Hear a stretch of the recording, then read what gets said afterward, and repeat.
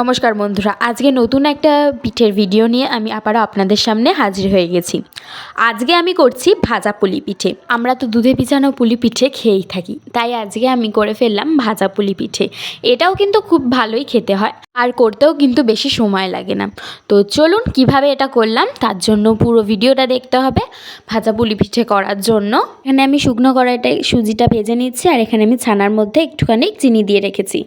এবার ওটা ভাজা হয়ে গেলে ওটাকে নামিয়ে নিয়ে কড়াইয়ের মধ্যে চিনি দিয়ে যে ছানাটা রেখেছিলাম সেটাকে দিয়ে একটু নেড়ে চেড়ে নিয়ে পাটালি গুড়টাকে আমি ভেঙে ওর মধ্যে দিয়ে দিচ্ছি।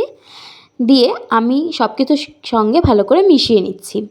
এটা সব কিছুর সঙ্গে ভালো করে মিশে এলে আগে থেকে ভেজে রাখা সুজিটাকে আর দুধটাকে দিয়ে আমি খুব ভালো করে এর সঙ্গে আবারও মিশিয়ে নিচ্ছি। এইটা এরকম একটু আঠালো আঠালো হয়ে এলেই এটাকে নামিয়ে নিতে হবে, তাহলে কিন্তু আমাদের পুরটা রেডি হয়ে যাবে। এরপর এখানে আমি এই চালের গুঁড়ো নিয়েছি, এর মধ্যে ভেজে রাখা সুজি দিয়ে দিচ্ছি আর দিয়ে দিচ্ছি ময়দা।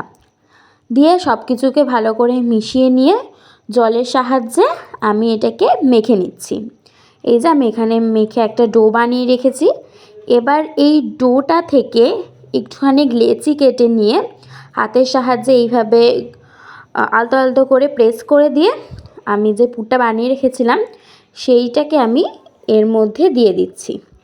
পুরটাকে এর মধ্যে দিয়ে আমি এর মুখটাকে বন্ধ করে দিচ্ছি। এইভাবে আমি ওর মুখটাকে বন্ধ করে দিচ্ছি আর আমি এটাকে পুলি পিঠের শেপে দিয়ে দিচ্ছি। ব্যাস এইভাবেই আমি সব কটাকে এরকমভাবে করে নেব। এই যে আমি এখানে সব কটা পিঠেকে এইভাবে করে নিয়েছি। এই দিকে আমি কড়াইয়ে তেল বসিয়ে দিয়েছিলাম, তেলটা গরম হয়ে গেছে। এবার একে একে আমি ওই পুলি পিঠেগুলোকে তেলের মধ্যে দিয়ে ডিপ ফ্রাই করে নামিয়ে নিয়েছি। ব্যাস রেডি হয়ে গেছে আমাদের ভাজা পুলি পিঠে। এই রেসিপিটা কিন্তু একবার আপনারা বাড়িতে করবেন, সবাই কিন্তু খেয়ে খুবই ভালো বলবে।